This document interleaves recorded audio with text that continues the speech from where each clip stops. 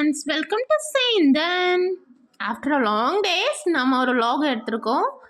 ரொம்ப கேப் ஆயிடுச்சு, sorry friends. ஆக்சுவலாக பொங்கல் ஹாலிடேஸ்க்கு நாங்கள் எங்கே போகலான்னு சொல்லி பிளான் பண்ணிகிட்டு இருந்தோம். சடனாக சரி பீச்சுக்கு போகலாம், கோவளம் பீச்சுக்கு போகலாம் அப்படின்னு சொல்லிட்டு கிளம்பிட்டோம்.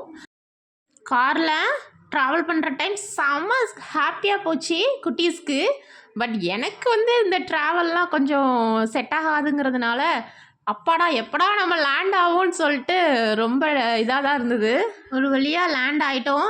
அண்ட் வந்து சேஃபாக நான் ஒரு போட்டில் போய் உட்காந்துக்கிட்டேன். குட்டீஸ் என்ஜாய் பண்ணுறத நான் வந்து நல்லா வாட்ச் பண்ணிகிட்டு இருந்தேன். கிட்ஸ் வந்து அங்கே வந்து விளையாடுறதுக்காக நாங்கள் வந்து வீட்டிலேருந்தே எல்லா திங்ஸும் நாங்கள் எடுத்துகிட்டு போயிட்டோம். அப்புறம் என்னென்னா லஞ்சும் நாங்கள் வந்து பேக் பண்ணிட்டு போயிட்டோம். ரிட்டன் வரும்போது நம்ம வந்துட்டு ஜூ போகலாம், வண்டலூர் ஜூ அப்படி சொல்லியிருந்தாங்க ஹஸ்பண்ட். பட் என்னென்னா எங்களுக்கு வந்து பீச்லேயே வந்து ரொம்ப டைம் ஸ்பெண்ட் பண்ணிட்டோம். அங்கேயே எங்களுக்கு வந்து ரொம்ப சூப்பராக போச்சு டைம் எல்லாம். கிட்ஸும் வந்து ரொம்ப ரொம்ப அங்கேருந்து வர்றதுக்கே அவங்களுக்கு வந்து இஷ்டமே இல்லை. சரி பீச்சிலே அவங்க செம ஹாப்பி ஆகிட்டாங்க. ஸோ அதர் பிளேஸ்லாம் அவங்க வந்து போய் பார்க்கணும், விசிட் பண்ணணும் அப்படிங்கிற ஐடியாலாம் கிட்ஸுக்கு இல்லவே இல்லை. பீச்சே போதுமா அப்படிங்கிற அளவுக்கு அங்கேயே செம என்ஜாய்மெண்ட் தான் தமிழ் சேந்தனுக்கும் ருத்ர சேந்தனுக்கும்.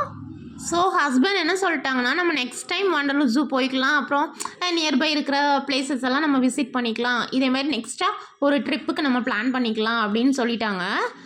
சரிங்க ஓகேங்க அப்படின்னு நானும் சொல்லிட்டேன். எப்போவுமே கிட்ஸ் வந்து வீடு விட்டா ஸ்கூலு, ஸ்கூல் விட்டா வீடு இப்படினே தான் இருந்தாங்க. ஸோ அவங்களுக்கு இது வந்து ஒரு என்டர்டெயின்மெண்ட், செம என்டர்டெயின்மெண்ட். நெக்ஸ்ட் vlogல பார்க்கலாம் ஃப்ரெண்ட்ஸ். எதனா சப்ஸ்கிரைப் பண்ணுங்க ஃப்ரெண்ட்ஸ்.